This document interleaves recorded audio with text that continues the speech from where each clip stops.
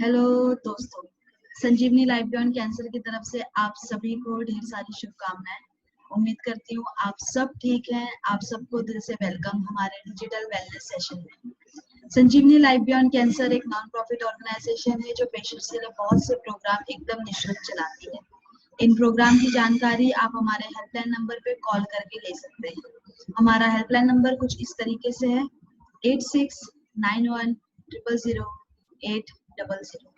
हमारा दूसरा नंबर है 8691000801। मैं एक बार फिर हमारा हेल्पलाइन नंबर रिपीट करती हूँ 8691000800। हमारा दूसरा नंबर है 8691000801। सेशन को शुरू करने से पहले मैं आपको 3 चीजें कहना चाहूंगी। पहली, ये सेशन के दौरान प्लीज अपना माइक म्यूट पर ही रखें। दूसरी, ये सेशन के दौरान प्लीज एक जगह पर ही बैठे रहें। तीसरी, सेशन के आखिरी 15 मिनट आप अपने सवाल पूछ सकते हैं। जिनके भी सवाल के जवाब हम नहीं दे सके समय की सीमा के कारण, वो प्लीज अपने काउंसलर या फिर हमारे हेल्पलाइन नंबर पे अपना कॉल या मैसेज करके अपने सवाल भेज दें 4 से 5 बजे के बीच में। Thank you so much. आज हमारे साथ सबसे पहले दिनेश सर जुड़ेंगे। सर एक योग कोच है, हम उन्हें योग एक्सपर्ट कहते हैं। Welcome sir, thank you for joining us today. फिर हमारा सेशन डॉक्टर शांति मैम के साथ होगा। मैम एक साइकोथेरेपिस्ट हैं एंड एबीटी एक्सपर्ट भी। Welcome ma'am, thank you for joining us today. आज हमारे फैकल्टीज के बारे में मैं बस इतना कहना चाहूंगी, किसी किताब से जितना सीख ना पाए उतना ये हमें सिखा जाते हैं। जज्बा ना जाने कहाँ से आता है, पर जब भी आते हैं दिलों पर छा जाते हैं। Welcome, thank you sir, thank you ma'am, thank you so much for joining us today. मैं दिनेश सर से रिक्वेस्ट करूंगी कि प्लीज वो आज का सेशन शुरू करें। Dinesh sir. Hello sir. Thank you all. आज योग का सेशन शुरू करने से पहले मैं कुछ छोटी सी 3 चीजें बताऊंगा, वो ध्यान में रखना है हमें। सबसे पहला, जो भी कुछ करे पुट योर 100%, आधा अधूरा कुछ नहीं करना है। तो सबसे पहला है पूरा 100% देना है हमारा। पूरा जो भी यहाँ से कराए, जो भी सेशन में सिखाया जाए फैकल्टी के द्वारा, तो पूरा 100%। दूसरा चीज है, शरीर से नहीं होता है तो नहीं करेंगे। कोई ओवर एक्साइटमेंट या अति उत्साह नहीं दिखाना है। और तीसरा, लेजीनेस भी नहीं दिखाना है। तो ये 3 चीजें ध्यान में रखना है। ओके, तो सबसे पहले हम बॉडी जॉइंट्स पे, जैसे हर बार मैं बताता हूँ कि भाई शरीर में there are more than 700 muscles in our body और 200 से ज्यादा जोड़ है। More than 200 joints in our body. तो मसल्स, जॉइंट्स, बोन, फिर पूरा उसका, अगर मसल्स वीक हो गए तो हमारे जॉइंट्स वीक पड़ जाते हैं, जोड़े कमजोर हो जाती है। जोड़े कमजोर हो जाते हैं तो क्या होता है, हमारी हड्डियां भी कमजोर हो जाती है। फिर ऑटोमेटिक हम जो ऑक्सीजन लेते हैं शरीर में, वो शरीर में पूरा पहुंचता नहीं है। शरीर में ब्लड पूरा पहुंचता नहीं है, शरीर में ऑक्सीजन पूरा पहुंचता नहीं है। सेल्स को 60 ट्रिलियन से भी ज्यादा सेल्स है हमारे शरीर में। एक सेल में 1.4 वॉट जितना ऊर्जा है। तो आप समझ सकते हैं, आप कैलकुलेशन करें 1.4 वॉट इंटू 60 ट्रिलियन, तो आप समझ सकते हैं कि हमारे अंदर कितना पावर है। पूरा पावर हाउस हम चला सकते हैं एक मेगा सिटी को। तो इतना हमारे प्राणायाम में और सांस में ताकत है। तो अच्छे से करेंगे जो भी करेंगे वो। तो सबसे पहले आराम से बैठ जाए और शरीर को साइड में थोड़ा सा हल्के से स्ट्रेच करें। आराम आराम से, बिल्कुल आराम आराम से साइड में धीरे धीरे धीरे धीरे धीरे धीरे शरीर को ढीला रखते हुए हल्के से साइड में स्ट्रेच करें। बिल्कुल साइड से झुके, आराम आराम से, जितना हो सके उतना। पूरा हाथ अगर नहीं भी ऊंचा होता है तो कोई बात नहीं, साइड से हल्के हल्के से चालू रखते। 1 2 1, आपको बोलना नहीं, आपको माउथ क्लोज, सांसें अपने आप चलने दें। सिर्फ शरीर को साइड में स्ट्रेच करें एंड रिलैक्स। धीरे से फिर दोनों हाथ नाभि के पास शरीर सीधा, माथा सीधा। अभी धीरे हल्के हल्के से हाथों को पीछे ले। 1 2 3 4 5 6 7। एक बार राइट हैंड ऊपर, एक बार लेफ्ट हैंड ऊपर। एक बार दायां हाथ ऊपर लाएंगे, एक बार बायां हाथ। आराम आराम से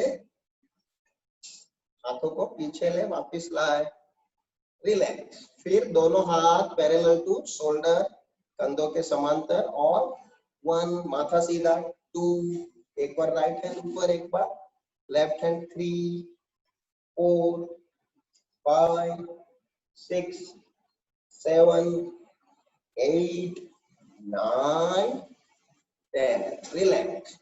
धीरे से दोनों हाथ बाजू में रखे, दोनों हाथ बाजू में, सांस भरते हुए दोनों हाथों को ऊपर खींचे और थोड़ी देर हाथ कूनियों में से हो सके तो सीधे रखें। अगर नहीं होता है तो कोई बात नहीं, आप हो सके उतना हाथों को सीधा पकड़े रखें। ऐसे भी सीधे भी रख सकते हैं अगर ऊपर पूरे नहीं जाते हैं तो। और नहीं होता है तो फिर इतना भी कर सकते हैं, इतना भी कर सकते हैं। और कुछ नहीं होता है तो आराम से बैठे। और जो लोग कर सकते हैं वो पूरा माथा सीधा रख के अभी क्या करेंगे, ब्रीदिंग करेंगे। जिनसे नहीं होता है वो भी सांस तो ले नहीं सकते, तो धीरे धीरे सांस भरनी है, छाती को फुलाना है। धीरे धीरे, बिल्कुल धीरे धीरे, आंखें बंद करके नाक से सांस भरे, छाती को फुलाए, धीरे धीरे धीरे धीरे सांस को बाहर निकाले। और एक बार धीरे धीरे सांस भरे और खाली करे। धीरे से हाथों को नीचे, रिलैक्स। अभी दोनों हाथ को मुट्ठी लगा दे, ऐसे मुट्ठी लगा दे और दोनों हाथ साइड में। 1, अभी एक हाथ को सीधा करना है, एक हाथ को मोड़ना है। 1 2 1 2 1। एक हाथ पूरा सीधा करे, एक हाथ पूरा मोड़े। 1 2 1 2 1 2। आराम आराम से चालू रखे, जैसे नृत्य कर रहा है शरीर वैसे। हाथ एक सीधा करे, मोड़, एक सीधा करे, मोड़। आप बिल्कुल एक सीधा, एक मोड़, एक सीधा, एक मोड़, शरीर सीधा, रिलैक्स। अभी ऐसे करें बाहुबली की तरह। और दोनों हाथ कंधों पे रखे और एक सीधा करें, वापस एक मोड़। 1 2 1 2 1 2 1 2 1 2 1 2 1 2 1 2। रिलैक्स। अभी फ्रेम बनाए, अपने आप को एक फ्रेम में सेट करें, ऐसे क्लोजअप में। और left right, left right with smile, left right, left right, left right. Relax. फिर स्पाइन को थोड़ा ट्विस्ट करें। 1, धीरे से लेफ्ट हैंड को राइट नी के पास, राइट हैंड को पीछे, और ऐसे दाएं बाएं पूरा स्पाइन को ट्विस्ट करें, हल्के से, आराम आराम से, शरीर सीधा।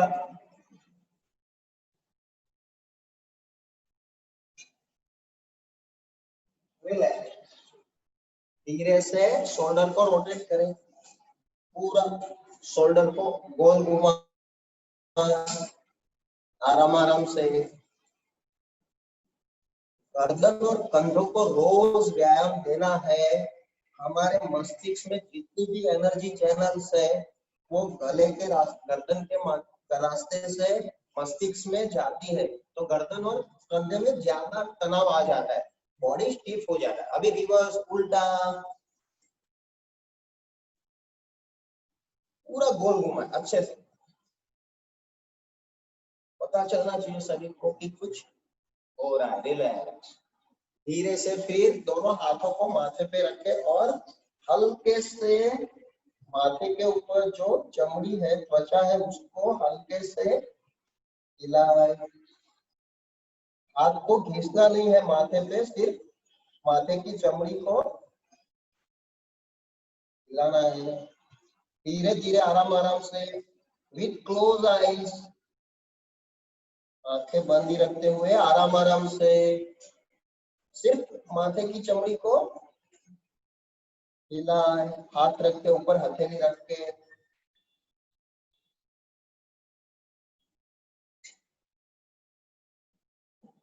रिलैक्स। फिर धीरे से दोनों हाथों को आंखों के आईब्रो के ऊपर और धीरे धीरे धीरे धीरे सभी फेस मसल्स को हम एक्सरसाइज देंगे।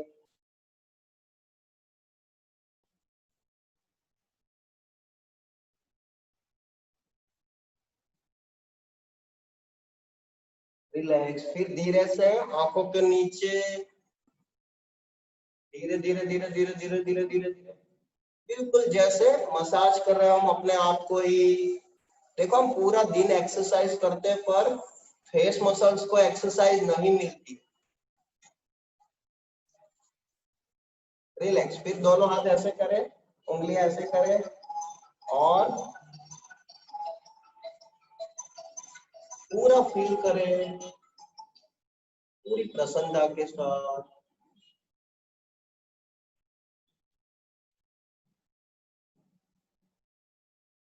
रिलैक्स। फिर 3 उंगलियां साथ में करें और यहाँ जो के पास हल्के से मसाज करें,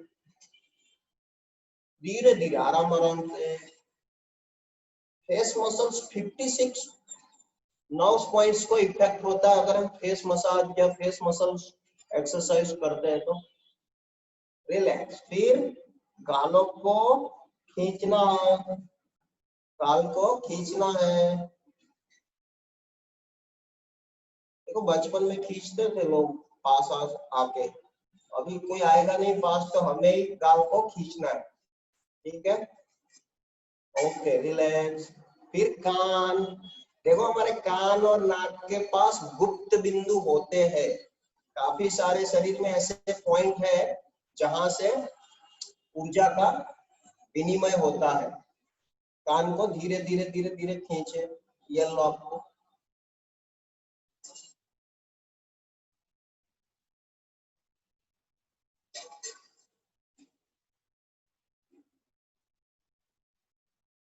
रिलैक्स।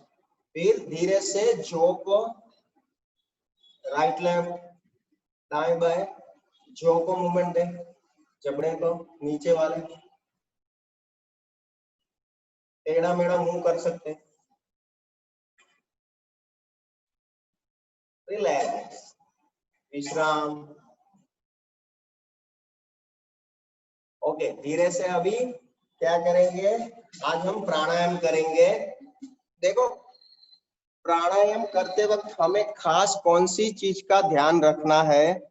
अभी हमारे शरीर में कोई गड़बड़ आ गया है तो एक एलोपैथी में क्या दवाई है कि हाँ आपको दवाई दे देंगे, वो आपके फिजिकल बॉडी पे काम करेगा, आपके विचारों पे काम करे। ऐसा कोई दवाई है क्या कि हाँ आपके विचार बंद ही हो जाए। हाँ आप नींद की गोली ले लो तो नींद आ जाएगी, पर विचार तो चलते रहते हैं, बुद्धि चलती रहती है। तो जो एलोपैथी में क्या होता है, फिजिकल बॉडी पे उपचार होता है। तो हमारा रोग जो आता है वो फिजिकल बॉडी से नहीं आता है, सिर्फ भौतिक शरीर में डायरेक्ट नहीं आ जाता है। खाने पीने से रोग होने के चांसेस सिर्फ 2% है। 98% रोग होने के चांसेस मन से, मन यहाँ कुछ सोचता है उसका असर शरीर पे हो जाता है। तो हम मन को कंट्रोल में कैसे लाए, उसको चिंता मुक्त तनाव मुक्त कैसे करें, तो उसके लिए प्राणायाम है। हमें सांसों पे काम करना होगा। हमारे शरीर में दर्द रहता है, बॉडी पेन रहता है, या हमें रात को नींद नहीं आती, या मन बार बार चिंता में रहता है कि मेरे साथ ऐसा क्यों हो गया, या फिर मेरे घर परिवार का या मेरे धंधे, ये सब जो सोचता है, तो उसके लिए हम एक बहुत ही बेहतरीन टेक्निक करेंगे अभी। तो सबसे पहले हमें क्या करना है, जब भी हम प्राणायाम करने शुरू करने से पहले खास चीज ध्यान में क्या रखना है, अच्छे से समझ लेना है। और ज्यादा डिस्टरबेंस आजू बाजू के वातावरण में होने उसका भी ध्यान रखना है। हमें अच्छे से ध्यान दे के समझ लेना है, फिर करना है। तो सबसे पहले अब हम करेंगे भस्त्रिका प्राणायाम, फिर उसके बाद हम करेंगे शीतली शीतकरी। तो आज 2 प्राणायाम हम अच्छे से सीखेंगे। भस्त्रिका प्राणायाम जिससे शरीर में तुरंत ही वात पित्त कफ बैलेंस हो जाता है और शरीर के 3 दोष समन होने से शरीर रोग मुक्त होता है, शरीर का इम्यूनिटी बढ़ता है, लंग्स कैपेसिटी इंक्रीज हो जाता है भस्त्रिका प्राणायाम से। तो ऑटोमेटिक ब्लड प्योरीफाई के साथ साथ ब्लड हर जगह पहुंचता है, तो काफी फायदेमंद है। कौन नहीं कर सकता भस्त्रिका प्राणायाम?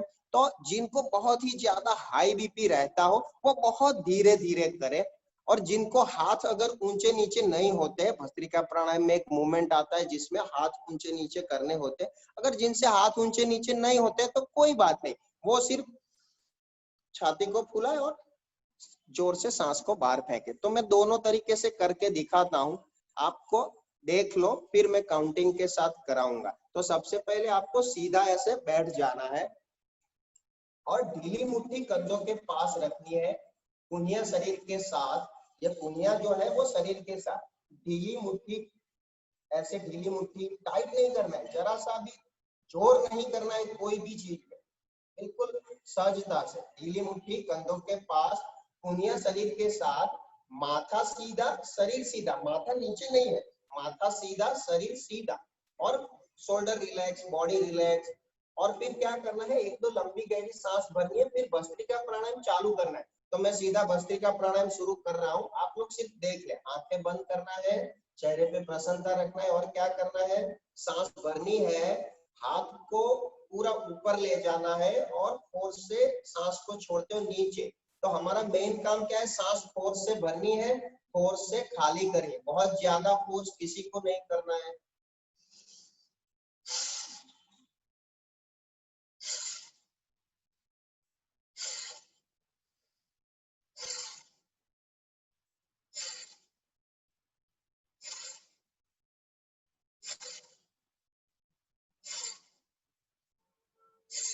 फिर विश्राम, तो विश्राम में दोनों हाथ घुटनों पे और आंखें बंद ही रखते हुए देखना है शरीर के भीतर क्या हो रहा है। भस्त्रिका प्राणायाम का जो भी कुछ असर हो रहा है उसको महसूस करना है आंख बंद करके। फिर मैं बोलूंगा दूसरा राउंड, फिर वापस दूसरा राउंड करेंगे, फिर विश्राम, फिर तीसरा राउंड। तो अभी हम 3 राउंड करेंगे, ठीक है? ओके, आराम से बैठ जाए, आंखें बंद कर ले, ढीली मुट्ठी कंधों के पास, कुनिया शरीर के साथ, ज्यादा हाथ ऊंचे नहीं होते हैं तो सिर्फ बैठे बैठे सांस भरे और खाली करें, ऐसे भी कर सकते हैं।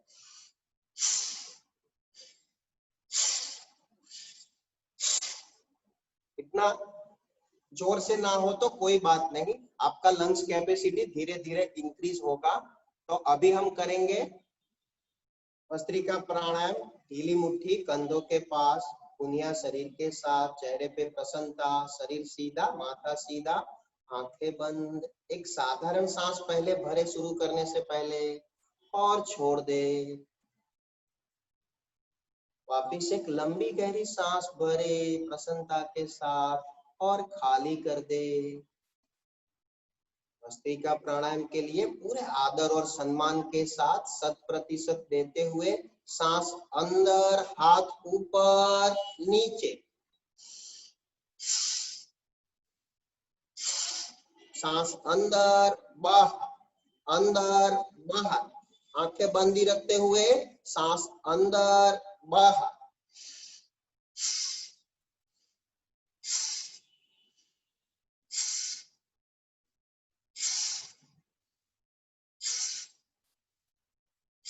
विश्राम, आंखें बंद ही रखते हुए, हथेलियां घुटनों पे, आकाश की ओर खुली, हाथ नीचे। शरीर के भीतर भस्त्रिका प्राणायाम से जो भी कुछ शरीर में ऊर्जा का संचार हो रहा है उसी पे ध्यान।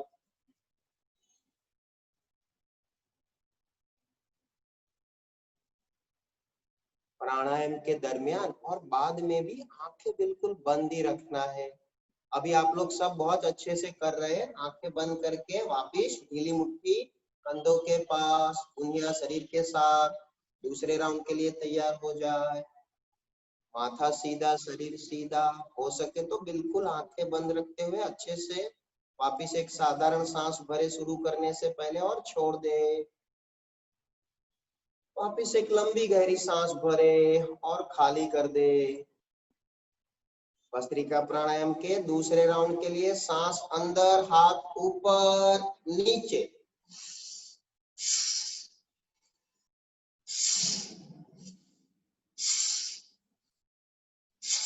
आराम आराम से नाक से सांस भरे, नाक से खाली करें। सांस अंदर बाहर, अंदर बाहर।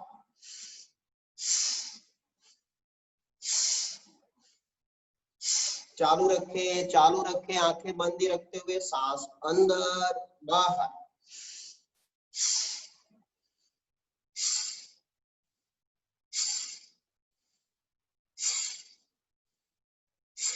विश्राम, आंखें बंद ही रखते हुए विश्राम। पूरा ध्यान शरीर के भीतर भस्त्रिका प्राणायाम से जो भी कुछ शरीर और मन में सूक्ष्म गतिविधि हो रही है उसी पे ध्यान। भस्त्रिका प्राणायाम का शरीर मन मस्तिष्क पे जहां भी जो भी कुछ असर हो रहा है उसी पे ध्यान।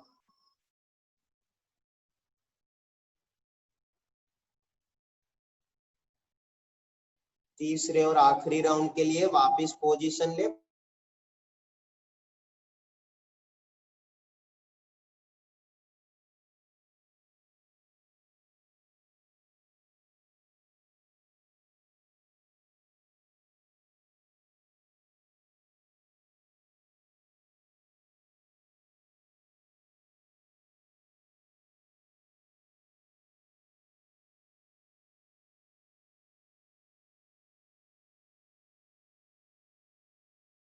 बाहर, अंदर बाहर, अंदर बाहर, अंदर बाहर, अंदर बाहर, अंदर बाहर, अंदर बाहर। विश्राम, आंखें बंद ही रखते हुए विश्राम। पूरा ध्यान सांसों पे, शरीर के भीतर सांसों की लय जो तेज हो गई है उसको शांत होने दे।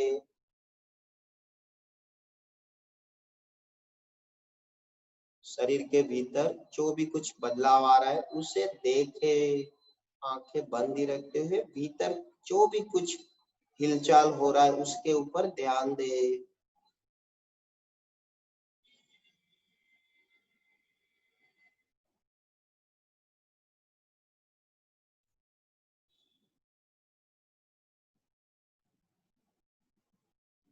एक लंबी गहरी सांस भरे और खाली कर दे और धीरे से आंखें खोल सकते हैं। तो ये था भस्त्रिका प्राणायाम। कैसा लगा? अच्छा लगा तो आप हाथ दोनों अंगूठे ऊंचे कर सकते हैं। अगर किसी ने नहीं किया तो मैं समझ लूंगा उनको अच्छा नहीं लगा। ठीक है, ओके। तो ये भस्त्रिका प्राणायाम हो गया। मैं आशा करता हूँ सबको समझ आया होगा। नहीं समझ आया तो आप अपने कमेंट में लिख सकते हैं। दूसरा अभी हम करेंगे शीतली शीतकरी प्राणायाम। देखो, जब कैंसर शरीर में हो जाता है, पित्त बढ़ जाता है, तभी कैंसर होता है। कैंसर एक पित्त बढ़ने से होती एक बीमारी है। शरीर को होती बीमारी है, हमें नहीं हो रही है। ध्यान रखना मैं क्या बोल रहा हूँ। मैं बार बार ये बोलता हूँ कि शरीर को कैंसर हो जाता है। मैं कभी ऐसा नहीं बोलता हूँ कि भाई हमें कैंसर हो जाता है। तो हमारे शरीर को हो गया तो शरीर अलग है, मन अलग है, सांसें अलग है, बुद्धि भी अलग है। पर हम सिर्फ एक चीज को अभी हम सिर्फ ऐसा है कि बस यही शरीर है, मन भी यही है, तो ऐसा नहीं है।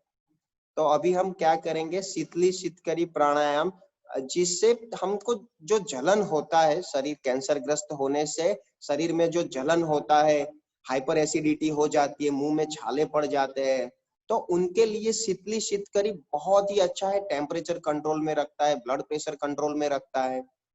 तो शीतली शीतकरी कैसे करना है, सीखना है कि नहीं सीखना है सबको? हाँ या ना? हाँ, ओके, ठीक है, बहुत अच्छा।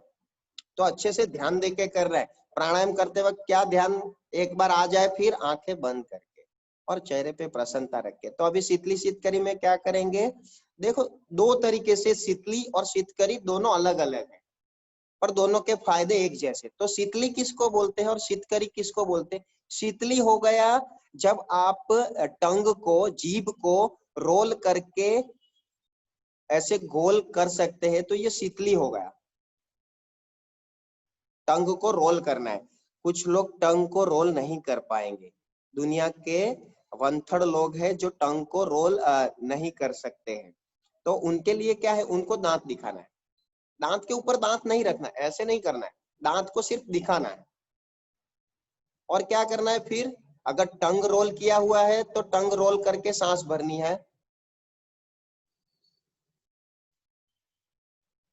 फिर सांस को रोक देना है, जीभ को अंदर ले लेना है। फिर नाक से धीरे धीरे धीरे धीरे खाली करनी है। फिर वापिस, तो देख लो एक बार।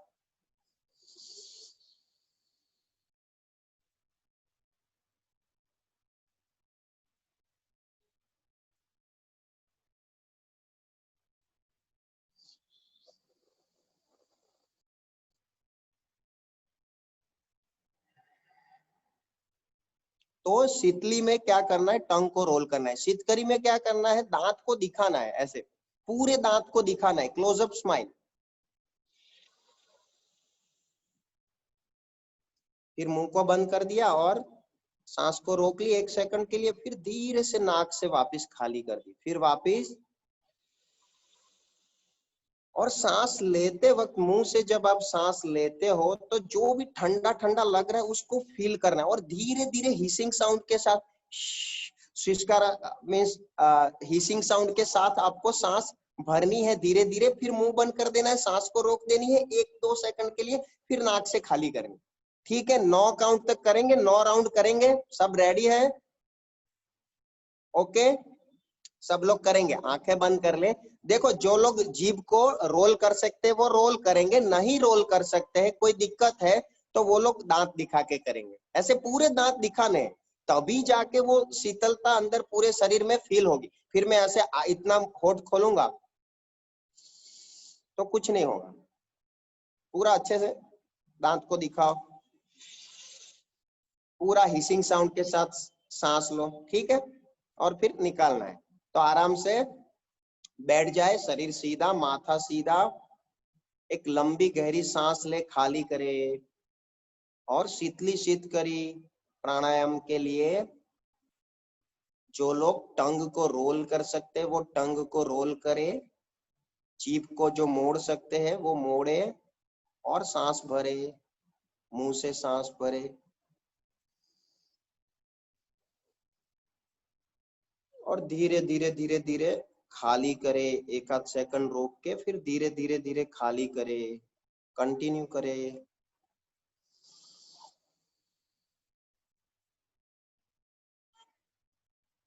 और जो लोग दांत दिखा के करते हैं वो लोग पूरा दांत दिखाए।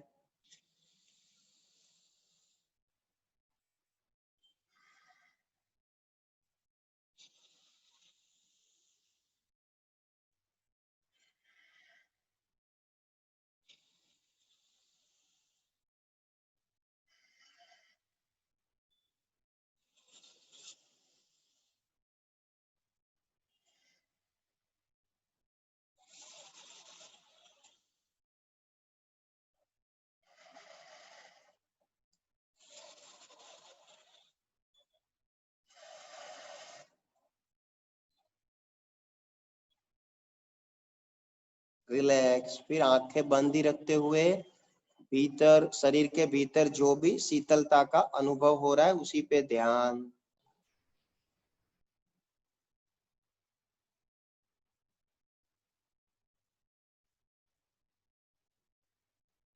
एक लंबी गहरी सांस भरे, खाली करे।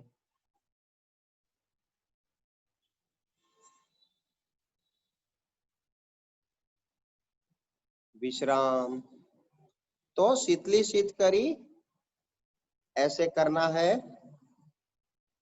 उसमें कुछ ना समझ आया हो तो आप पूछ सकते हैं। आपको रोज करना है खाली पेट भस्त्रिका प्राणायाम और शीतली शीतकरी। दोनों चीजें आप खाली पेट कर सकते हैं। पहले भस्त्रिका प्राणायाम कर लेना है, फिर शीतली शीतकरी करना है। तो खाली पेट ही करना है। शाम को भी आप खाली पेट हो तो कर सकता है। 5-6 बजे बाद भी आप 5-6 बजे के आसपास संध्या काल के टाइम पे भी कर सकते। पर कुछ खाते पीते वक्त योगा ना करें। या ब्रीदिंग ना करें। प्राणायाम करते वक्त अभी मान लो कि आपको ऐसा लगता है कि मैंने अभी प्राणायाम के वक्त तो पानी भी ना पिए, पहले पी ले, 10-15 मिनट पहले पी ले। साथ में पानी पीना ठीक बात नहीं है और साथ में भोजन करना भी ठीक बात नहीं है। तो जब आप अभ्यास कर रहे हैं तो ऐसा नहीं कि भाई प्राणायाम कर रहे हैं फिर आधा प्राणायाम हुआ और हमने 1 गिलास पानी पी लिया, वैसा नहीं करना। शुरू से पानी पी के बैठना है। और दूसरा चीज ये कितने काउंट करने हैं, तो अभी भस्त्रिका प्राणायाम में आपको 10 स्ट्रोक लगाने हैं, फिर 15 सेकंड विश्राम, फिर वापस 10 स्ट्रोक, फिर 15 सेकंड विश्राम, फिर वापस 10 स्ट्रोक। तो ऐसे 3 राउंड करने हैं, 10-10 के 3 भस्त्रिका प्राणायाम में। ये एक हो गया सांस भरी खाली करी ऐसा, तो ऐसे 10-10 के 3 काउंट। फिर आपको 15-15 के 3 कर सकते हैं जब आपको अच्छे से आ जाए तब। फिर शीतली शीतकरी आप 9 से लेके 20 तक कर सकते हैं। शुरुआत 9 से करें। और ध्यान रखना है शीतली शीतकरी में जो लोग टंग रोल कर सकते हैं वो रोल करके ही करें, ऐसे रोल करके ही करें। और जो लोग टंग रोल नहीं कर सकते हैं उन्हीं को दांत दिखा के करना है। शीतकरी उन्हीं को करना है जिनसे शीतली नहीं होता है। ओके, तो अभी किसी को कुछ प्रश्न है तो पूछ सकते हैं, फिर जी अभी सर। हम अगले टाइम भ्रामरी और दूसरे ब्रीदिंग करें। सर प्रणाली अंबोरे जी हैं, उनको कुछ पूछना है। प्रणाली जी प्लीज अपना माइक अनम्यूट करें। प्रणाली अंबोरे जी। हाँ जी हाँ पूछिए। बोलो मैडम। आपने वो अपने जरा बारे में मेरा सवाल है। आपका ये हो गया है सर्जरी, हेलो, आपका यस, ऑपरेशन हो गया मेरा कल थोड़ा। हेलो, हाँ जी बोलिए। आपका ऑपरेशन हुआ सर में। नमस्ते सर। हेलो हेलो, हाँ जी बोलिए। आवाज आ रहा है सर? जी जी जी आवाज आ बिल्कुल आ रहा है। हाँ। हेलो सर, मेरा आँख का सर ये हो गया कल ऑपरेशन हुआ, जी तो अभी ये योगा करने के लिए थोड़ा जमेगा, थोड़ा झटके झटके लगता है ना, तो दर्द जमेगा क्या करने के लिए? क्या कर सकते हैं वो फिर? कह रही क्या हैं। आँख का ऑपरेशन हुआ है तो क्या? हाँ, तो वो कह रही क्या हैं सही आपको करना ऑपरेशन, पड़ता है? तो ये तो कर झटके झटके कर लगते हैं सकती थोड़ा ये हैं ये करने के लिए। प्राणायाम। हाँ हाँ हाँ हाँ हाँ, आपको आंखों में ऑपरेशन हुआ है तो भस्त्रिका प्राणायाम धीरे धीरे कर सकते हैं। आप शीतली शीतकरी भी कर सकते हैं। आज जो भी एक्सरसाइज सिखाई वो भी कर सकते हैं। हाँ, आप वो आंखों वाला है वो अभी मत करे, कोई बात नहीं। वही ना, हाँ वही पूछने के लिए। और मैडम को बोलने का था, वो थोड़ा वो नींबू का रस बोलते हैं ना पीने के लिए, तो अभी थोड़ा खांसी आ रहा है मेरे को, जमेगा क्या नहीं पीने के लिए? अभी आपको प्रणाली कोई जी। दिक्कत हो रहा है तो अवॉइड कर सकते हैं और उसके लिए आप मींस न्यूट्रिशन का सेशन होगा या तो फिर आप हेल्पलाइन नंबर पे भी पूछ सकते हैं। ठीक है, तो वो फूड का वो बता देंगे आपको दूसरे फैकल्टी जो है, और हेल्पलाइन नंबर पे भी आप पूछ सकते हैं। ठीक है, तो आपको वो पता बता देंगे कि वो गले में ऐसा है तो नींबू का रस पीना है कि नहीं पीना है। ठीक है, खांसी हो रहा है ना, थोड़ा खांसी हो रहा है 2 दिन हाँ से हाँ मेरे कोई को, बात नहीं, इसलिए। तो ऐसा लगे थैंक तो यू। आप अवॉइड कर सकते हैं। थैंक यू प्रणाली जी। सर ज्योति शर्मा जी हैं, उनको आपसे सवाल है। ज्योति जी प्लीज अपना माइक अनम्यूट करें। हाँ जी ज्योति जी प्लीज अपना सवाल पूछें। हेलो जी हेलो, पूछिए। ये मेरा अभी ऑपरेशन हुआ है, यूट्रस में कैंसर था हमको, तो मेरा दाहिना पैर है ना अभी भी हल्का सूना लगता है। जी जी जी जी तो उसके लिए कोई योगा? जी जी बिल्कुल बिल्कुल। आप लास्ट सेशन में थे? हाँ हाँ सर, लेकिन थोड़ा बीच बीच हाँ में छूट गया था मेरा। हाँ कोई बात नहीं, तो अभी नेक्स्ट सेशन में हम जो जॉइंट एक्सरसाइज पूरा जो करवाते हैं वो उसमें आपको जो पैरों के जो एक्सरसाइज है, एंकल के, टो बेंडिंग के, नी के, घुटनों के, वो आप करोगे तो बहुत अच्छा रहेगा। बिल्कुल आपको रिलैक्सेशन हो जाएगा और ब्रीदिंग से आपको ज्यादा रिलैक्सेशन होगा। देखो मैं ज्योति जी के माध्यम से सबको बताना चाहूंगा कि शरीर के 85% टॉक्सिन्स, टॉक्सिन्स माने क्या? रोग। शरीर में जो विषैले तत्व है वो 85% ब्रीदिंग से निकलते हैं।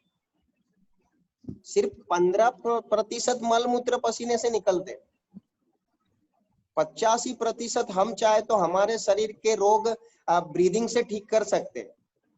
उतना सांसों का पावर है, हम रोज की 10,000 लीटर सांस लेते हैं। हमारी लंग्स की कैपेसिटी अगर हमारे फेफड़ों को बिछा दिया जाए तो एक टेनिस कोर्ट के मैदान जितना हो जाता है।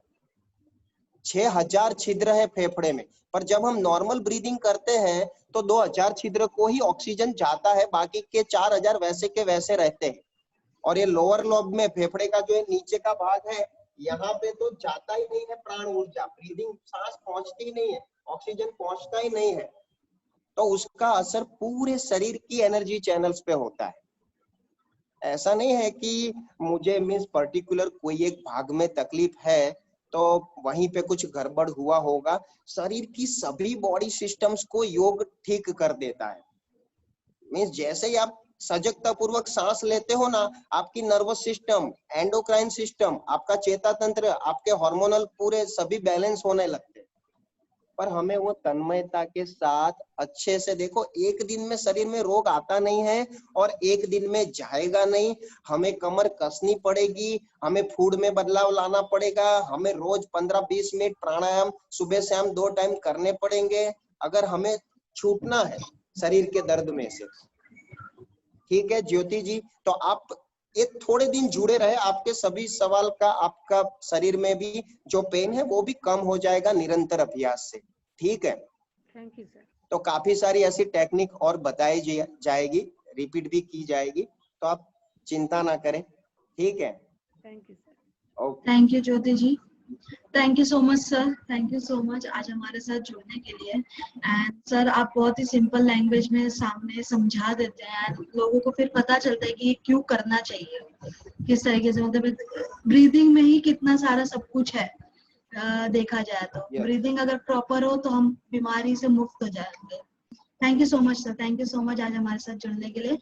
हम हमारे थैंक यू सर, हम हमारे नेक्स्ट सेशन की ओर बढ़ते हैं। मैं शांभवी मैम से रिक्वेस्ट करूंगी कि वो प्लीज हमें ज्वाइन करें। शांभवी मैम।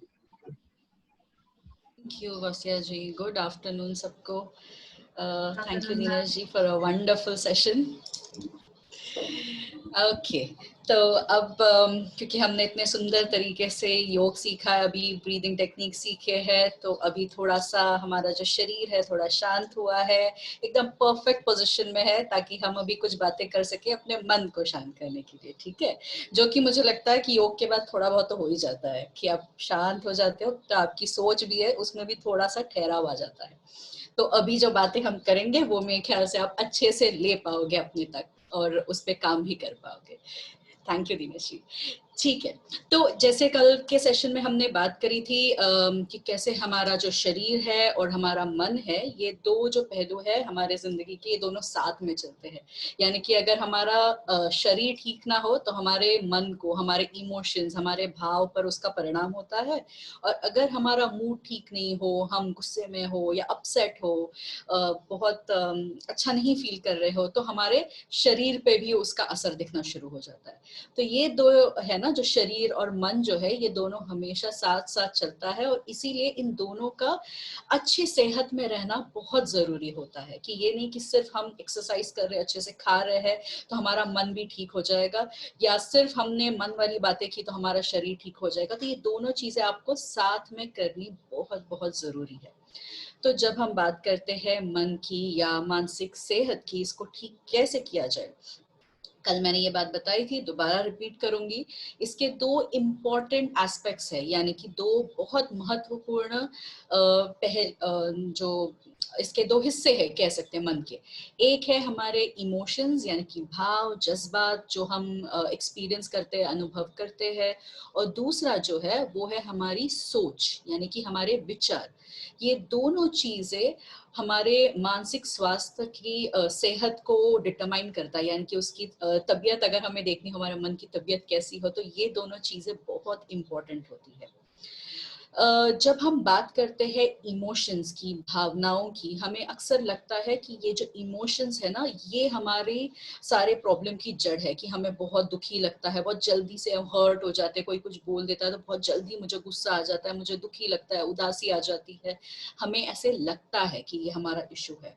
पर मेन प्रॉब्लम ये नहीं होता है, मेन प्रॉब्लम होता है इसके पीछे चलने वाली हमारे विचार या हमारी सोच। अगर विचार या सोच ना हो तो हमें इमोशंस कभी आएंगे ही नहीं।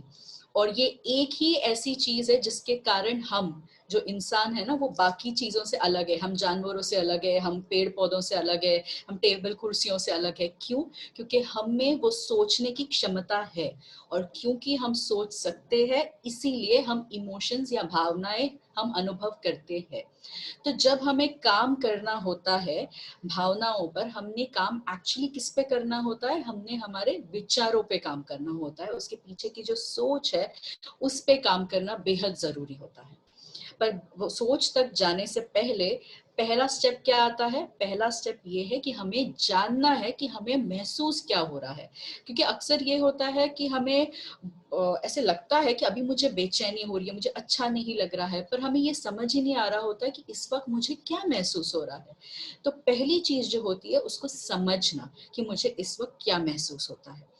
जब हम भावनाओं की बात करते हैं या इस क्षण में मुझे कौन सा इमोशन या कौन से जज्बात मैं इस वक्त अनुभव कर रही हूँ, अगर मुझे ये जानना हो तो जैसे जैसे मैं जानना शुरू करूंगी, ये मुझे भी पता हो, ये आप सबको भी पता होगा कि हमारे जो इमोशंस है ना, फीलिंग्स जो है, भावनाएं हैं, ये इसमें काफी सारी वैरायटी है, बहुत वैरायटी है। मतलब सिर्फ हमें दुखी नहीं लगता, हमें अच्छा भी लगता है, हमें खुशी भी होती है, हम उत्साहित भी होते हैं, कुछ अच्छा होने वाला होता है तो। और अगर कुछ आगे आने वाली कोई ऐसी कोई मुश्किल चैलेंजिंग घड़ी हो, चुनौती भरा कुछ हो, तो हमें थोड़ा सा डर भी लगता है, हमें घबराहट भी होती है। तो हमें इस एकदम बहुत वेरिड, मतलब काफी सारी वैरायटी ऑफ इमोशंस हम अनुभव करते हैं। और इनमें से सारे इमोशंस हम ये नहीं कहेंगे कि हमें हमेशा बेचैन करते हैं या हमें अच्छा नहीं फील करवाते। उसमें से कुछ हमें अच्छा भी अनुभव करवाते हैं, और कुछ जो होते हैं वो हमें, अगर ज्यादा लंबे समय तक वो चले तो हमें उससे थोड़ी दिक्कत हो जाती है। यानी कि अगर इस वक्त मुझे कोई कुछ बोल दे तो मुझे गुस्सा आना स्वाभाविक है और मुझे गुस्सा आना भी चाहिए।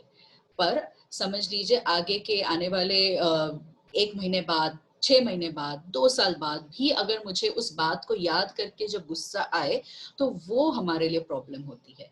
यानी कि गुस्सा प्रॉब्लम नहीं है, पर वो समय जाने के बाद, जबकि वो घटना हो नहीं रही है, उसके बाद भी अगर हमें दोबारा दोबारा उस चीज को याद करके, यानी कि उसके बारे में विचार करके अगर मुझे गुस्सा आ रहा है, तो वो जो गुस्सा होता है वो हमारे लिए हानिकारक होता है। और हानिकारक क्यों होता है? सिर्फ हमारे मानसिक स्वास्थ्य के लिए नहीं, तो हमारे शरीर के लिए भी बहुत ज्यादा उसका हानि होता है, उस गुस्से का। तो क्योंकि हम गुस्से की बात कर रहे हैं तो इसी के बारे में और बात करेंगे आज हम। क्योंकि गुस्सा ये एक ऐसा इमोशन है, ये एक ऐसा भाव है जो, मैं जब काम करती हूँ तो मेरे पास बहुत सारे ऐसे लोग आते हैं, क्लाइंट्स आते हैं, जो अक्सर ये वाली प्रॉब्लम जरूर लेके आते हैं कि गुस्सा बहुत आता है मुझे। अगर उनके बारे में ना हो तो फिर उनके जो निजी संबंध है, तो मेरे पति को बहुत गुस्सा आता है, मेरी बीवी को गुस्सा आता है, बच्चों को आता है, माँ बाप को आता है, या मेरे बॉस ऐसे है जिसको बहुत गुस्सा आता है। तो जनरली ये गुस्सा जो आता है, ये वाली जो फैक्टर है ना, ये बहुत प्रॉब्लमेटिक फैक्टर रहता है काफी लोगों के लिए, फिर वो खुद की गुस्सा हो या दूसरों का गुस्सा हो।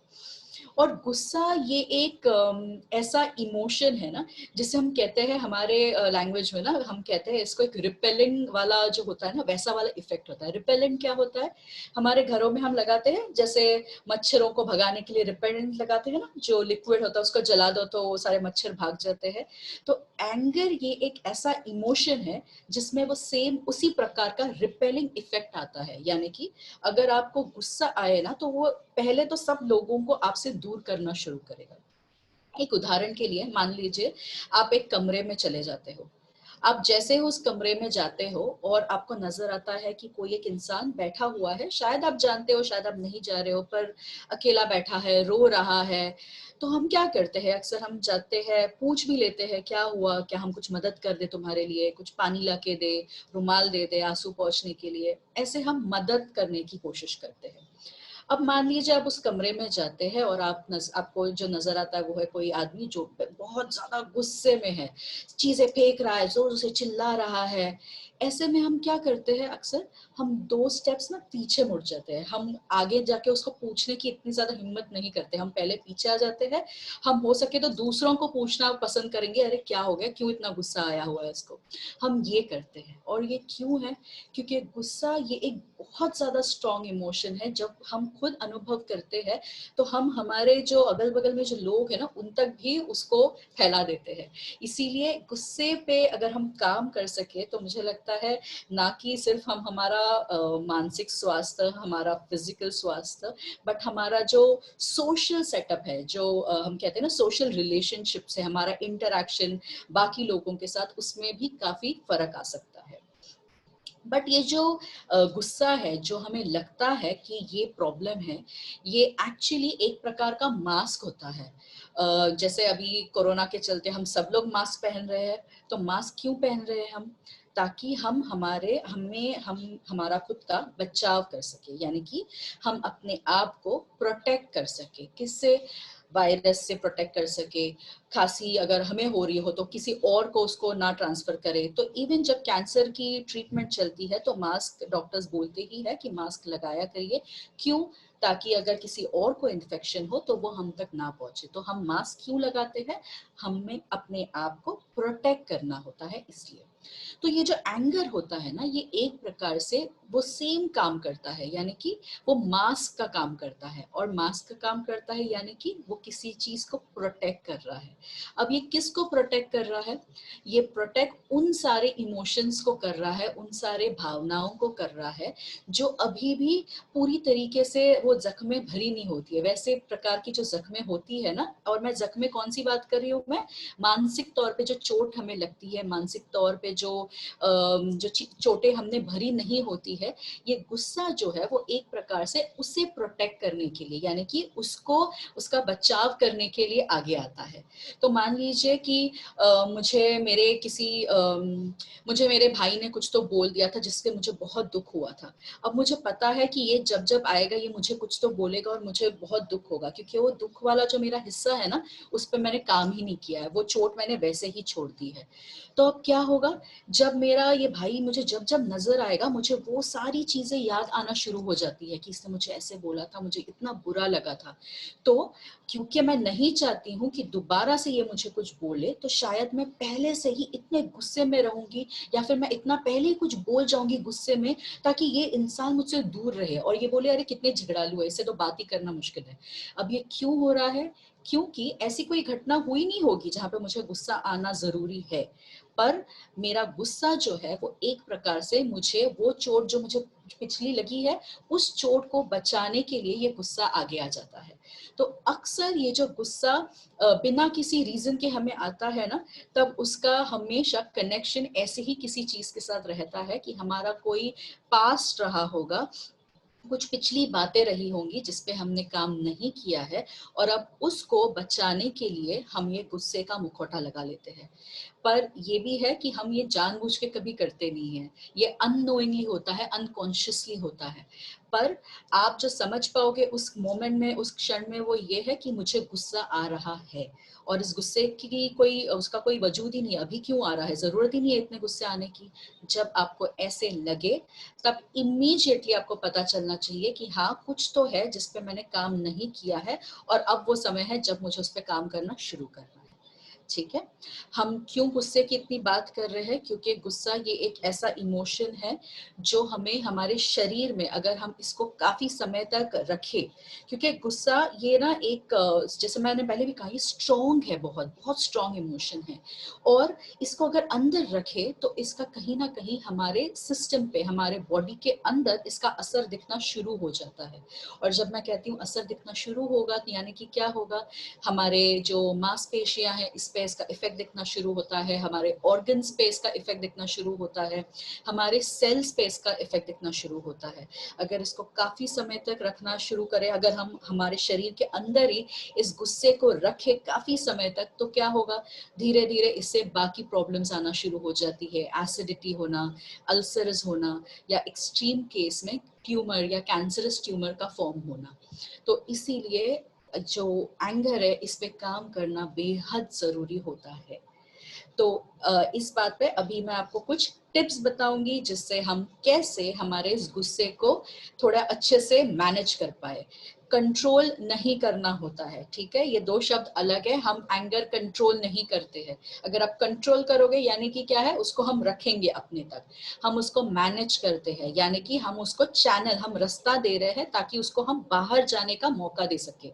शरीर में नहीं रखना है, शरीर से उसको बाहर जाने को हमें परमिशन देनी होती है। तो पहली चीज हम क्या करते हैं, जो कि है गिनती। गिनती हम कैसे करते हैं, उल्टी गिनती, सीधी गिनती नहीं, उल्टी गिनती हम कैसे करेंगे, 100 से लेके 0 तक की। आप जिस भी भाषा में कंफर्टेबल हो उस भाषा में करिए। अगर इंग्लिश में लगता है तो इंग्लिश में करिए, हिंदी में, या आपकी कोई रीजनल लैंग्वेज हो, अपनी मातृभाषा जो हो उसमें करिए। और उल्टी करनी है, इतना याद रखिए, सीधी नहीं।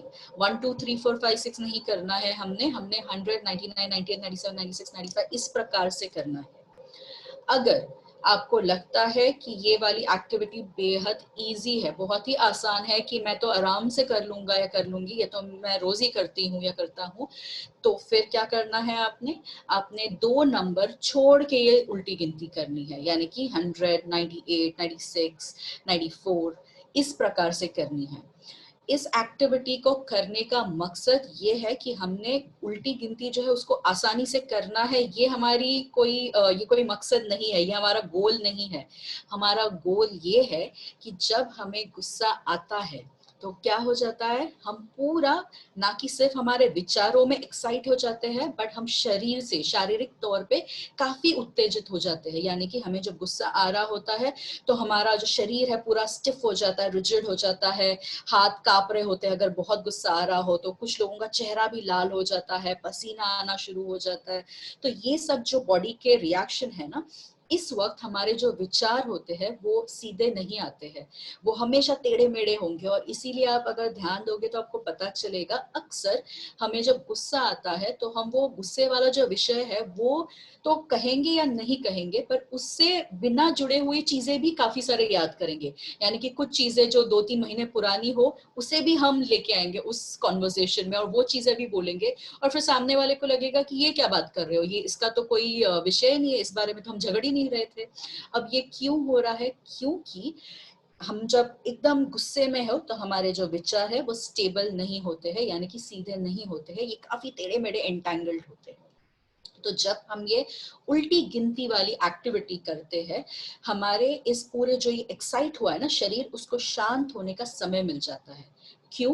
क्योंकि जब आप ये उल्टी गिनती करोगे तो आपका जो लेफ्ट वाला ब्रेन है ये काम करेगा। अगर आपको ये कल वाली बातें याद हो जो मैंने आपको बताई थी, जो आपका इमोशन है, गुस्सा जो है, ये सारा जो एस्पेक्ट है वो आपके राइट ब्रेन का काम है।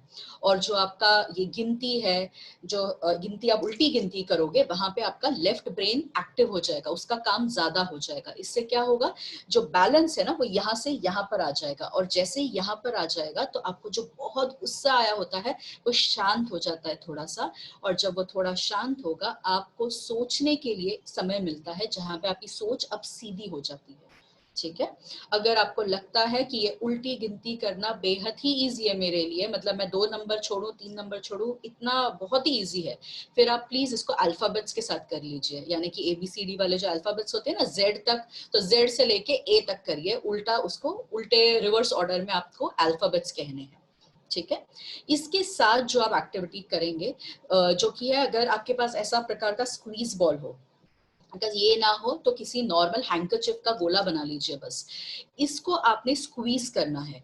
किस हाथ से करना है, जो हाथ आपका नॉन डोमिनेंट हो, यानी कि मैं राइटी हूँ, यानी कि मैं राइट हैंड से अपना सारा काम करती हूँ, तो मैं राइटी हूँ, तो मैं इस हाथ का उपयोग नहीं करूंगी, मैं दूसरे हाथ का करूंगी, तो मैं अपने लेफ्ट हाथ से इसको स्क्वीज करूंगी।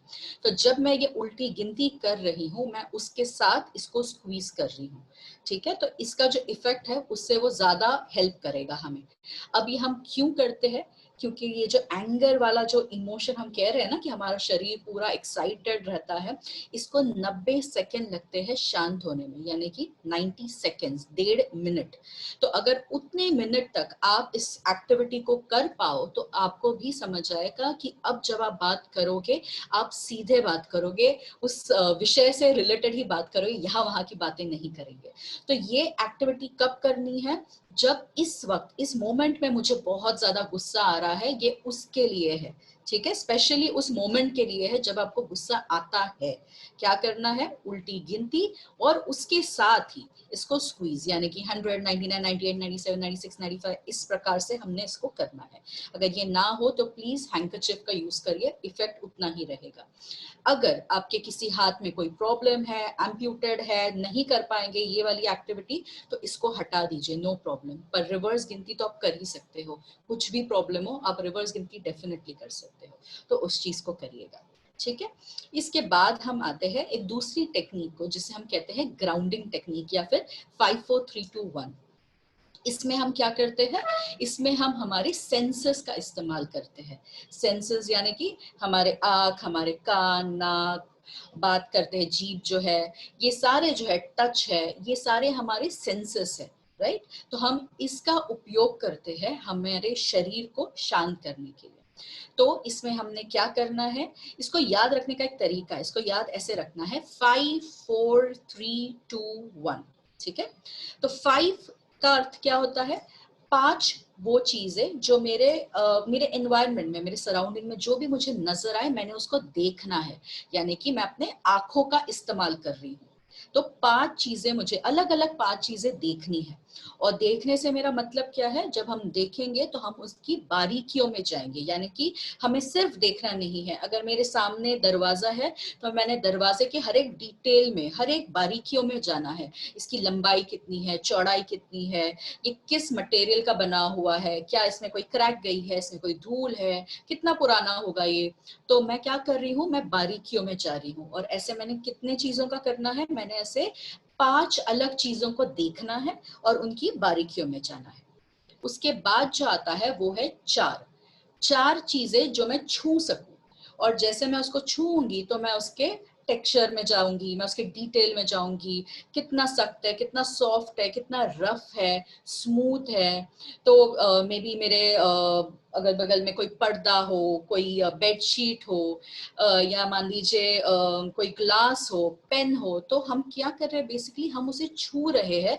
और उस जैसे हम छुएंगे तो उसके टेक्सचर के कांटेक्ट में आ रहे हैं, हमें कैसा फील हो रहा है, हमारे उंगलियों को, हमारे स्किन को कैसा ये फील हो रहा है, हमने वो करना है। ऐसे कितनी चीजें करनी है, 4 अलग हमने ये करना है।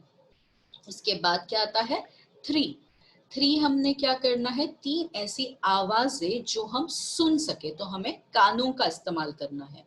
3 अलग अलग साउंड्स हमारे एनवायरनमेंट में। ये आवाज अब क्या क्या हो सकती है, दूर से कोई गाड़ी जा रही हो, कोई बाहर एक पेड़ है उस पे कोई पक्षी बैठा हो, या कहीं किसी के घर में कोई बर्तन गिरा हो। तो ये जो साउंड है, उस मोमेंट में, उस क्षण में आपको जो आवाजें सुनाई दे पा रही है, ऐसी 3 आवाजों पर आपने ध्यान देना है और उनकी बारीकियों में जाना है, उनके डिटेल्स पे जाना है, ठीक है। फिर आता है 2 यानी कि नाक, और नाक से आप उस वक्त 2 ऐसे कौन से अलग अलग स्मेल्स को सूंघ सकते हैं। तो वो क्या हो सकता है, कहीं खाने में किसी ने तड़का दिया हो, कोई पुराना किताब हो तो उसके पन्नों का एक स्मेल अलग रहता है, तो उसको आप स्मेल कर सकते हो। तो 2 अलग स्मेल्स को उस मोमेंट में आपको सूंघना है। और लास्ट जो है एक, वो है आपकी जीभ, यानी कि उस वक्त आपकी जीभ पर किस प्रकार का टेस्ट है, ठीक है। तो 5 4 3 2 1, 5 चीजें जो आप देख सके, 4 जो आप छू सके, 3 जो सुन सके, 2 जो सूंघ सके, और 1 जो आप जीभ पे उस वक्त महसूस कर सके।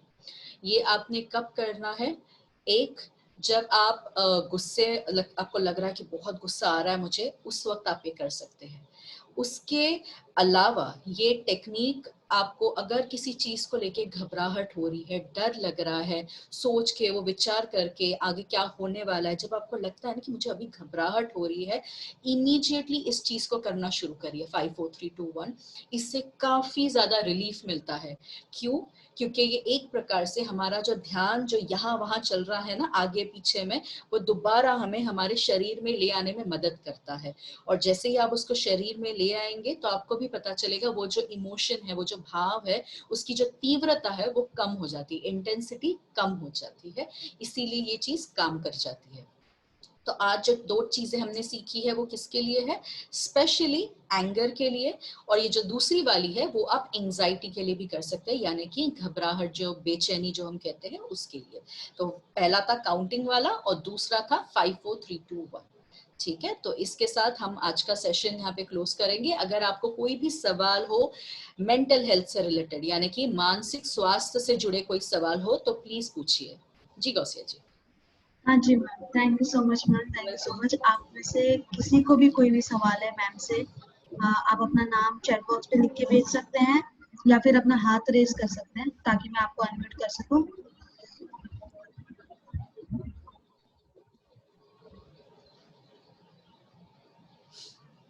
जयश्री जी हैं हमारे साथ। जयश्री जी प्लीज अपना माइक अनम्यूट करें।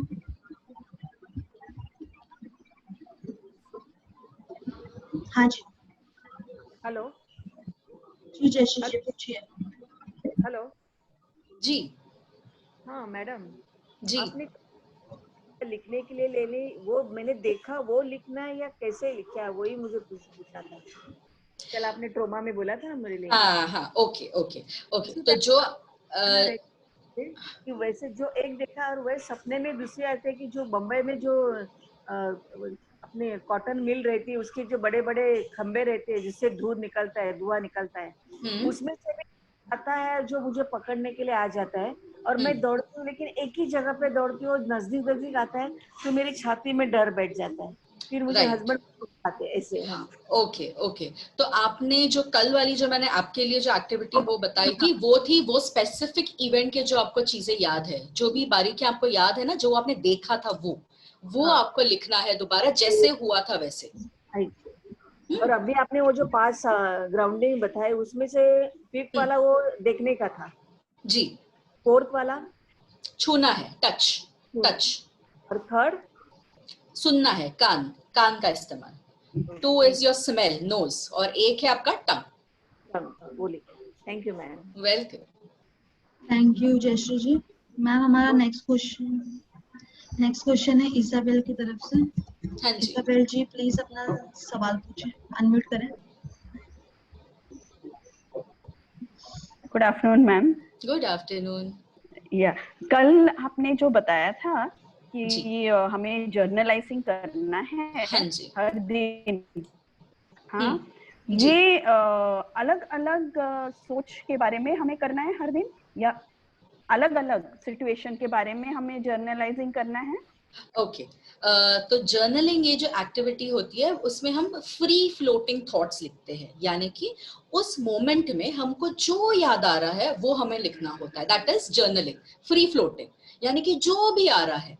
नाउ उसमें ये हो सकता है कि 2 अलग अलग दिनों में शायद आप एक ही चीज लिख रहे हो, या फिर 3 दिन भी एक ही चीज लिख रहे हो, या ये भी हो सकता है कि अलग अलग विचार आ रहे हैं। ये भी हो सकता है कि आपने आज पूरे दिन में सोचा होगा कि मुझे ये लिखना है, पर जब आप लिखने बैठ जाओ तो कुछ और ही आ रहा होगा। तो हमने क्या लिखना है, उस वक्त जो आता है ना वो चीज को हमने लिखना है जब जर्नलिंग की एक्टिविटी हम करते हैं। So anything, any free floating thought, यानी कि जो भी फ्रीली आ रहा है उसको लिखना है हमने। बहुत प्रेशर डाल के याद नहीं करना है, जो जो आ रहा है बस लिखते जाओ, ये करना होता है। और ये दुख वाली बात थी, दुख वाले बातें या खुशी वाली बातें भी? Anything and everything. तो that can be any thought which comes up. अभी अगर मुझे खुशी वाला आ रहा है तो मैं वो भी लिखूंगी, अगर कुछ बेचैनी वाला हो, आगे क्या होने वाला है डर लग रहा हो, वो भी अगर आ रहा है तो मैं वो भी लिखूंगी। So it has to be free floating. कुछ भी जो भी मुझे अभी आ रहा है, that thought has to go down, that's it. Okay, thank you ma'am. Welcome. Thank you so much Isabel ji. और किसी को कोई सवाल? मैम आई गेस फर्स्ट उनको प्रैक्टिस करनी पड़ेगी, हाँ जी, हाँ जी, शुरू आई नो। करना पड़ेगा, तभी जी जाके सवाल आएगा। Definitely definitely. तो कल वाले सेशन के बाद भी हमारे पास एक ही दिन था, तो मेरे ख्याल से इतना शुरू नहीं कर पाए होंगे, बट कल वाला जो जर्नलिंग था और आज वाली एक्टिविटीज इसको जरूर करिए ताकि इसका इफेक्ट कुछ दिखना शुरू हो जाए। और मे बी नेक्स्ट सेशन जब हमारा होगा तब अगर कुछ सवाल हो तो प्लीज लेके आइएगा अपने सवाल। हाँ जी मैम, मनीष श्रीवास्तव जी हैं, उन्होंने जी भेजा है, उनको कुछ सवाल है। मनीष जी प्लीज अपना सवाल पूछें। Can you hear me, Shambhavi? हाँ जी Manish ji, go ahead. Yeah. So Shambhavi, it was a very good session, though. My question is actually not directly related towards me, but my son generally gets very angry. So probably it's channeling through us, probably. Right. Now, how do we deal with that? So probably every no angers him a lot. So how do we deal with that? And Okay. how to change that behavior? हाँ जी। तो मनीष जी, पहली चीज तो जैसे आपने भी कही यहाँ पर कि most probably there's a high possibility that the child is actually reflecting what the parents are bringing into the family dynamic, okay? क्योंकि बच्चा जो होता है ना, कोई बच्चा गुस्से वाला बच्चा पैदा नहीं होता कभी भी। So, अगर वो उतनी छोटी उम्र में अगर कोई इमोशंस दिखा रहे हैं, जैसे कि बहुत गुस्सा दिखा रहे हैं, definitely it is something which the child is picking up on the family atmosphere के लेवल पर कि क्या हो रहा है, मम्मी पापा के कॉन्वर्सेशंस कैसे है। काफी बार ये होता है कि मम्मी पापा झगड़ नहीं रहे हैं verbally, but even the body language will show it कि अच्छा बात नहीं कर रहे हैं या नॉन वर्बल चीजें हैं, वो भी बच्चे जो होते हैं वो पिकअप कर लेते हैं। तो that is one, that is something that you as a parent will have to work on yourself, maybe with your wife. That is one. Secondly, काफी अलग अलग तरीके होते हैं जहाँ पे you can channel it in your child, maybe using some or the other form of art therapy that works very beautifully. बच्चों के साथ हम जितना हो सके उतना maybe drawing होता है, scribbling होता है. So scribbling is in a way giving them some venting out का एक मौका देना होता है, जहाँ पे पेपर दीजिए उसको, एक बड़ा सा चार्ट पेपर लाके दीजिए. Don't just give him छोटा सा paper, give him like a big sheet of chart paper, crayons दीजिए और बोलिए scribble करो अभी इस पर. So the moment they start doing that, there is lot of this जो energy अंदर है ना, it starts venting out in lot of different ways. And also because you're not drawing any meaning out of that scribbling, उनके लिए भी वो एक space जो होती है वो एकदम सेफ स्पेस हो जाती है कि ठीक है, मतलब कोई इसका कुछ मतलब नहीं है, इसके कोई मार्क्स नहीं है, मम्मी पापा सोचेंगे नहीं ये अच्छा है बुरा है. So now the child gets a free space कि जो करना है करो स्पेस में. So that again becomes a very good tool to just vent out अगर वो anger अगर build up हो रहा हो तो. But yes, as a parent you will also have to work towards it. Yeah. Okay. Thank you so much. Welcome. Thank you so much Manish जी.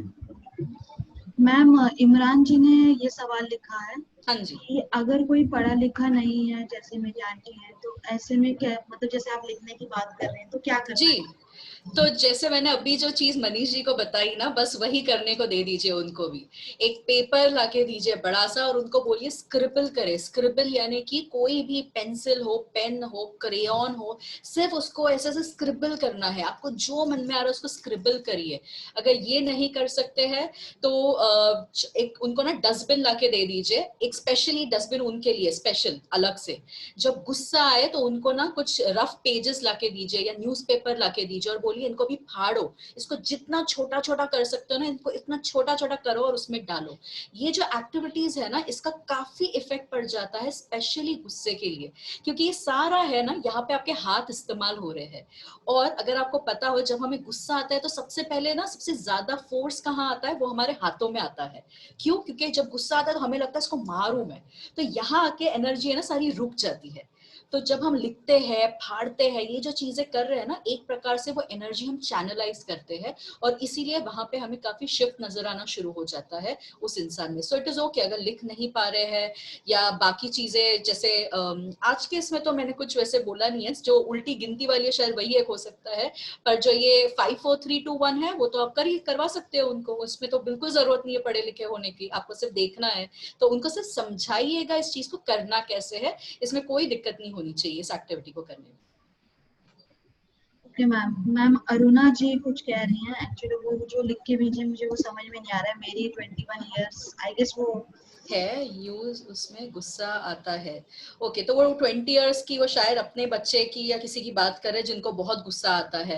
तो अरुणा जी जो चीजें मैंने आज बताई है वो आप उनको रेकमेंड कर सकते हो। अगर वो मानते हैं तो ठीक है, अगर नहीं मानते हैं तो उनको फिर आप किसी काउंसलर को दिखाइए, जहाँ पे वो काउंसलर अगर उनको बोले तो वो शायद मान ले। क्योंकि हो जाता है कि अक्सर घर वाले अगर हो तो हम सुनते नहीं है ना। जैसे मेरे मम्मी पापा मुझे बोलेंगे तो मैं सुनूंगी नहीं, मुझे कोई काउंसलर आके बोलेगा तो मैं सुन लेती हूँ उनकी बात। तो ये हो जाता है, अक्सर होता है, इसमें कोई प्रॉब्लम वाली चीज नहीं है। पर अगर आपको लगता है कि आपकी बात सुन लेंगे तो बेशक आज जो जो चीजें हमने डिस्कस करी है वो उनको भी समझाइए, उनको बताइए। बहुत बार अगर उनको आप बता दोगे समझ जाएंगे वो, तो खुद से करना शुरू कर देते हैं। और जो आज की एक्टिविटीज एक्चुअली थी उसमें कुछ ऐसा प्रवचन वाला काम नहीं है, यानी कि आप उनको कुछ बोलने नहीं वाले हो, अरे गुस्सा मत करो। आप उनको सिर्फ बोल रहे हो कि 5 चीजें देखो, ये करो ये करो, करना है। तो जब करने की बात आती है ना तब लोग कर भी लेते हैं, क्योंकि फिर उनको लगता है हाँ ये करने देखते हैं, करके देखते हैं। और जब देखते हैं करके उनको भी पता चलता है कि उसमें काफी फर्क आ रहा है, तो वो effect it is a very good technique. तो प्लीज उनको भी दीजिएगा। जो जो आप यहाँ पे सीख रहे हो प्लीज बांटिए, जितना बांटोगे उतना लोगों को भी उसका फायदा मिलेगा। मुझे ऐसा लगता है कि बांटने से पहले आप खुद प्रैक्टिस भी कीजिए। Yes yes, absolutely absolutely. या क्योंकि उससे तभी आपको पता चलेगा ना किस तरीके से फील होता है, Yes. क्या होता है ना, आप बेटर वे में समझा पाइएगा फिर। Absolutely perfect Gausia ji, that is the key कि करना ही है। मतलब मैंने आप सबको यहाँ पे बोलने से पहले ये मैंने काफी सालों से खुद किया है, तब जाके मैं आपको भी बता रही हूँ। अगर मैंने किया ही नहीं होता तो फिर आप कुछ बोलोगे तो मुझे भी गुस्सा आ जाएगा, है ना। तो पहले मुझे करना है फिर आपको आगे बताना है। हाँ जी ma'am, thank you so much ma'am, thank you so much for joining us. And जैसे कि आप तो समझाते ही हो बहुत बढ़िया, एंड आपको सुन के ही आधी परेशानी ऐसे चले जाती है। तो thank you so much ma'am. And ma'am से अगर आप लोग अभी कोई सवाल नहीं पूछ पा रहे हो तो प्लीज प्रैक्टिस कीजिए। आगे मैम हमारे साथ जुड़ेंगी तो आप उस टाइम उनसे अपने सवाल प्रैक्टिस करिएगा। तो सवाल इकट्ठा करके रखिए ताकि जब भी मैम आए तो आप अपने सवाल पूछ सकें। एंड जैसे कि मैं कहती हूँ बिना प्रैक्टिस करे आपको फायदा नहीं दिखेगा। तो जो भी सिखाया जा रहा है न्यूट्रिशन से लेके, योगा से लेके, साइकोथेरेपी से लेके, या सारा कुछ जो भी आपको सिखाया गया है पिछले कुछ दिनों में, उसको हम प्रैक्टिस करिए। एंड जरूर से बताइए हमें कि आपको फायदा हो रहा है नहीं हो रहा है, कहाँ प्रॉब्लम आ रही है कहाँ प्रॉब्लम नहीं आ रही है। एंड बस खुश रहिए, हंसते मुस्कुराते रहिए। एंड और इससे पहले कि मैं आज का सेशन एंड करूं, मैं हमारे जो पिछले बैच के हमारे जो पार्टिसिपेंट्स हैं उनका शुक्रिया अदा करना चाहूंगी, जिन्होंने हमारा इस इनिशिएटिव को कंटिन्यू करने में हमें सपोर्ट किया। ये हमारे कुछ पिछले बैच के पार्टिसिपेंट्स के नेम है। थैंक यू सो मच कि आप लोगों ने हमारे इस इनिशिएटिव को सपोर्ट किया। एंड उम्मीद करती हूँ कि आप सब हमारे साथ इसी तरीके से बने रहेंगे कल के सेशन। और आज के लिए फिर मैं माफी चाहूंगी, लिंक्स गलत चले गए थे। तो ऐसा कुछ अगर आप डिफिकल्टी फेस कर रहे हैं तो एज सुन एज आपको ऐसा लगता है तो आप मुझे एक मैसेज डाल दीजिए। जो लिंक सेंड होता है जिस नंबर से, उस नंबर पे आप मैसेज डाल दीजिए तो मैं वो रिलुक कर लूंगी, वापस देख लूंगी क्या प्रॉब्लम है। कल फिर मिलेंगे बहुत कुछ सीखने के लिए, आपको बहुत कुछ सिखाने के लिए। तब तक के लिए अपना ख्याल रखिए, हंसते मुस्कुराते रहिए, आसपास खुशी बना के रखिए, और याद रखिए आप हो तो हम हैं, आप नहीं तो हम कुछ नहीं। थैंक यू वर्षा जी, आप इतना प्यार करते हो, thank you so much. Thank you so much, कल फिर मिलेंगे, तब तक के लिए अपना ख्याल रखिए, बाय बाय। वर्षा जी क्या बोल रही हैं आप? अनम्यूट करिए खुद को, माइक दबाइए। हाँ जी बोलिए। बहुत दुबली हो रही है, खाना पीना नहीं जा रहा है, बहुत ऐसी हो रही। क्या करना है डॉक्टर को पूछना था, 3 दिन से मैं पूछने वाली थी। ठीक है, आप दुबली हो रहे हो, ठीक है मैं बात करती हूँ उनसे। खाना पीना नहीं जा रहा है, ज्यादा नहीं जा रहा है खाना, क्यों नहीं जा रहा है? डांस कर रही है। डांस कर रहे हो ना, सिर्फ डांस ही कर रहे हो और खा नहीं रहे हो, इस वजह से। हाँ लेकिन क्या करूं मैं, खाना नहीं जा रहा है। अच्छा खाना मिल रहा है भगवान के तरफ से, अपने मैं भी बनाती हूँ, उसके घर वाले भी देते हैं। घर में खाना आने तक भूख लगती है, बाद में भूख ही जाती है, क्या मालूम दुबली हो रही है। वेट बहुत कम हुआ है। कोई नहीं, टेंशन मत लो उस बात का। धीरे धीरे जो भी होता है ना, अगर एक बार में खाना नहीं जा रहा तो उसको धीरे धीरे खाइए। वो हाँ। थोड़ा सा होता होगा, कोई बात नहीं। एक टाइम पे अगर एक रोटी ही जा रही है तो थोड़ा सा 2 निवाला ले लीजिए, फिर उसके बाद थोड़ा सा खाइए। पतली है लेकिन 7 रोटी एक टाइम में खाने वाली थी, एक टाइम में 7 रोटी कम से कम। अभी 2 रोटी कम से कम 1-2 जा रहे हैं, कुछ भी नहीं फिर मैं बाकी का। पूछती हूँ, मैं डॉक्टर से देखते हैं हमारे कब आ रहे प्लेटफॉर्म पे, तब मैं आपको मेरे अनम्यूट डॉक्टर करूंगी। सुनील है, सुनील जी जी, मैं बात सुनील करती हूँ, डॉक्टर है।